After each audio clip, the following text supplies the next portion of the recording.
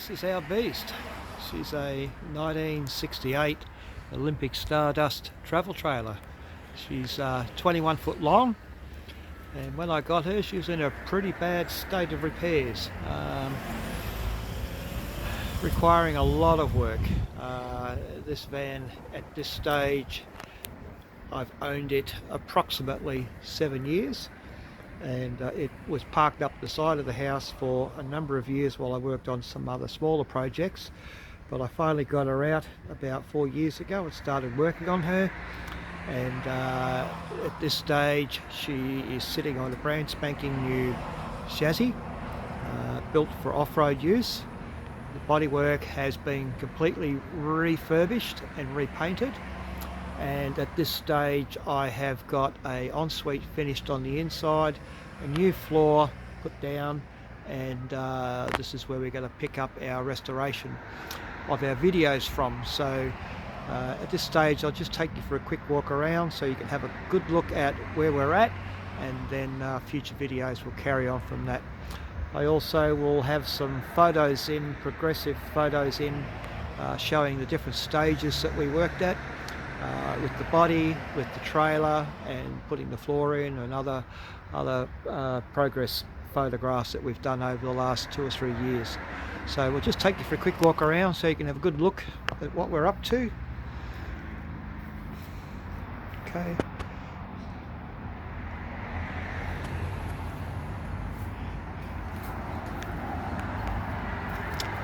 Most people will recognise, who are Olympic fans, that this is not an original door. I cut the original one out because I knew it was not going to cope with off-road work. So all this work, fiberglassing work you see around the sides, that's all been done by me. You'll also notice that it's sitting quite a long way off the floor.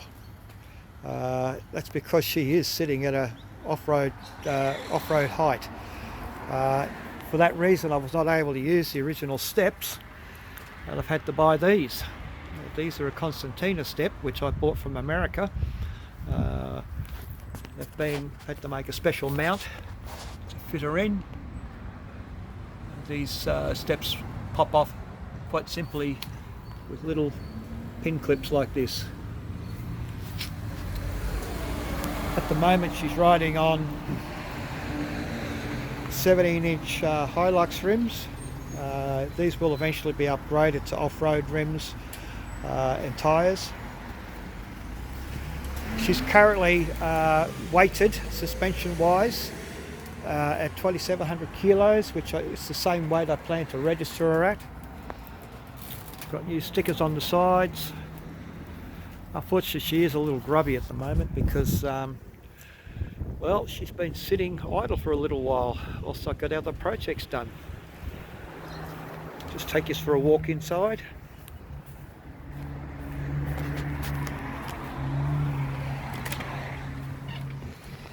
As you can see, I've got a lot of garbage in here at the moment, which I plan to clean out.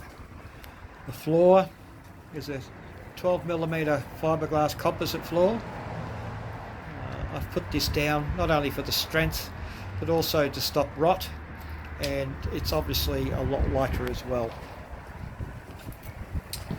Coming inside, I've relined a lot of the walls with the typical 3mm caravan ply.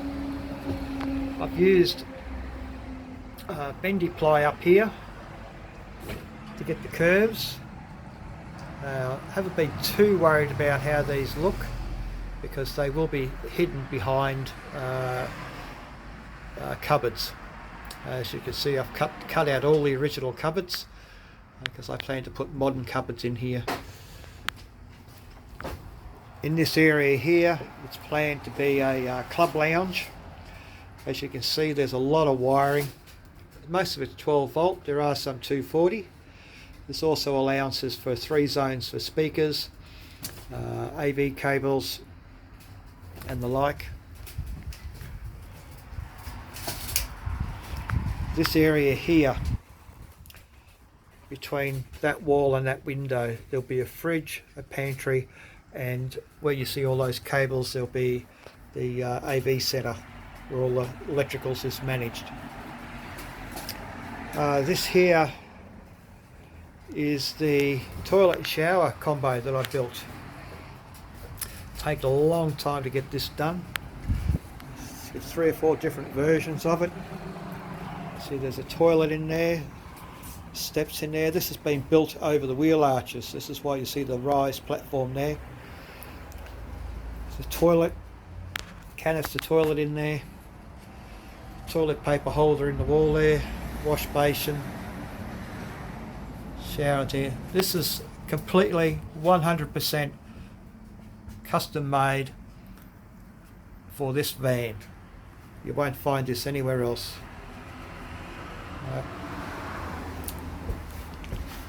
Here's all the plumbing and electricals behind the wall. It's all inside this wall, and that wall will actually have a removable panel on it which will allow me access to it.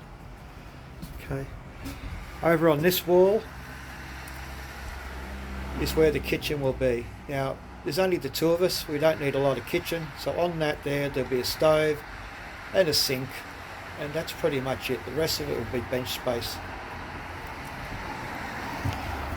Down the back of the van we'll have a typical double bed with cupboards and overhead storage at the top there.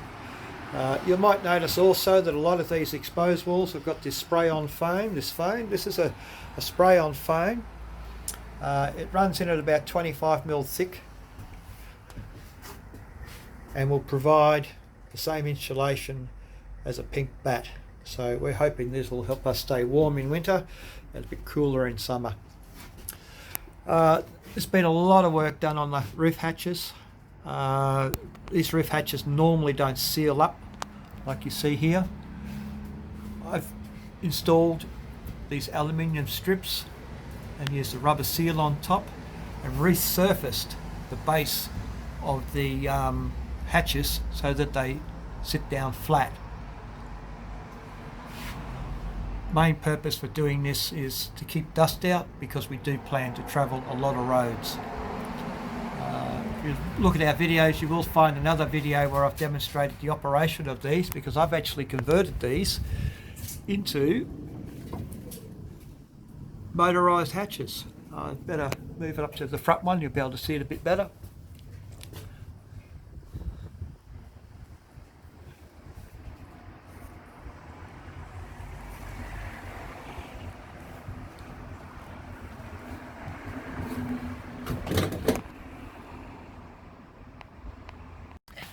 I thought I'd bring you down under the van and give you a bit of an eyeball on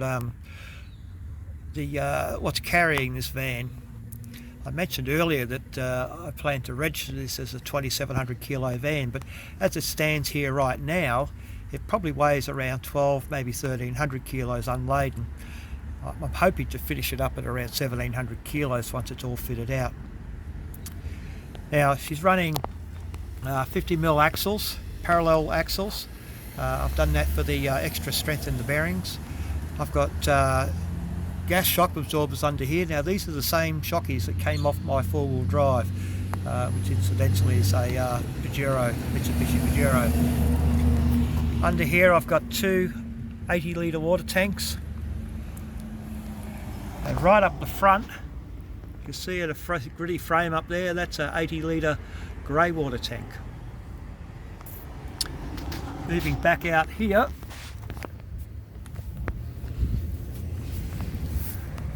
I've got provision to carry a spare wheel underneath as well. Right. As you can see, the chassis is quite strong. The main section of the chassis is 150 by 53mm, and the part that carries the van itself is 100 by 50 by 2mm.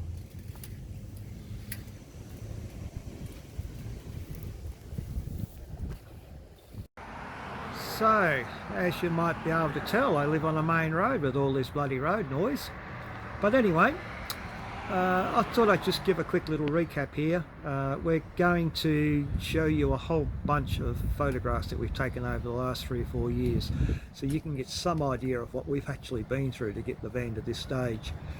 Hopefully you will enjoy what you see, and that'll be enough to invite you back to watch our following episodes.